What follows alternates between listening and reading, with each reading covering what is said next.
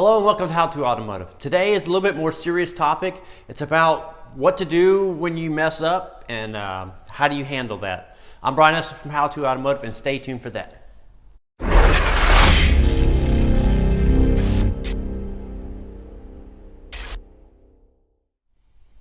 All right, so I did a major repair on this vehicle right behind me. I had the intake manifold off, and before I took it apart, I documented all the codes, made sure that there was no codes in the vehicle before I took it apart. And now that I put it back together, I got a misfire on cylinder number 7. I know I created this problem because it didn't have this problem before I took it apart. I was doing a starter on this vehicle, and now I have a misfire. So, you know, the best way to handle these particular situations is to dig deep and go in there and figure it out. You know, don't try to put a band-aid on it or whatever. If you mess something up, take it back apart, order up the parts that you need. If you broke something, you know, repair it, replace it.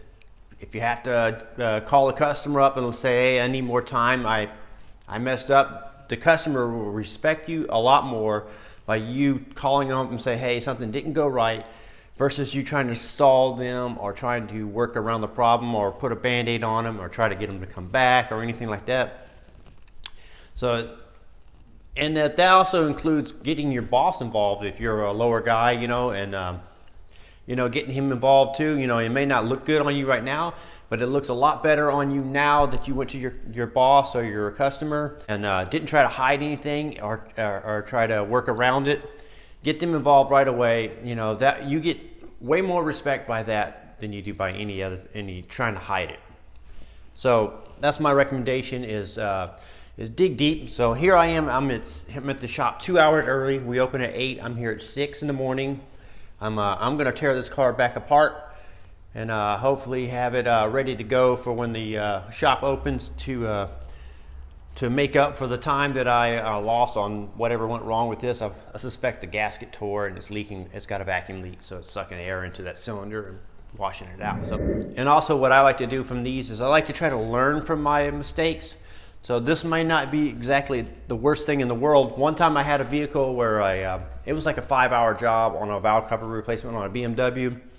I took it apart, put it back together, and the gasket rolled underneath. And when I started up, it poured out oil. Well, the second time I did that job, it took me maybe 3 hours, so I cut off 2 hours. And then the next time the job came in, I had that job down to like 2.5 hours. Now I can do that job, a 5-hour job, in about 2 hours, bust it out in about 2 hours. So because of that experience where the leak happened and I had to hustle and redo it a second time in a row, I actually learned a lot from that, and now I don't make the mistake of rolling the lip. I know what to double check for.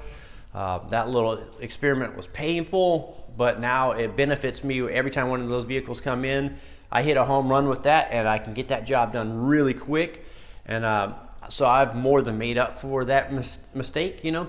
And but that mistake the customer never knew about because that car never left.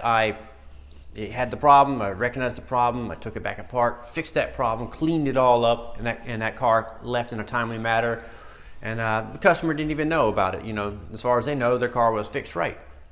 And that's what you got to do. You just got to step up and fix the car. I'm Brian Esser from How to Automotive. I hope you find this video helpful, and I'd like to thank you guys for watching, encourage you to subscribe, invite you to head over to the howtoautomotive.com website for more valuable videos like this. Thank you again for watching.